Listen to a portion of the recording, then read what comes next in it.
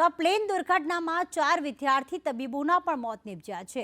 ઘટના સમયે આ તબીબ વિદ્યાર્થી મેસમાં જમી રહ્યા હતા। સમગ્ર ઘટનામાં 20 જેટલા તબીબ ઇજાગ્રસ્ત થયા હતા, જેમાંથી 11 વિદ્યાર્થી તબીબો જે 2 દિવસથી સારવાર હેઠળ હતા તેઓ સાજા થતા હવે ડિસ્ચાર્જ કરાયા છે। સુપર સ્પેશિયલ વિભાગના ડોક્ટરના પત્ની પણ ઇજાગ્રસ્ત થયા છે। તબીબના પત્નીની તબિયત હાલ સુધારા પર છે। અતુલ્ય હોસ્ટેલના થયેલા તબીબોના મૃત્યુ અને ઇજાગ્રસ્તોને લઈને સમાચાર, જેમાં 4 તબીબ વિદ્યાર્થીના મોત થયા છે, 20 ઇજાગ્રસ્ત થયા હતા, જેમાંથી 11ને ડિસ્ચાર્જ કરવામાં આવ્યા છે।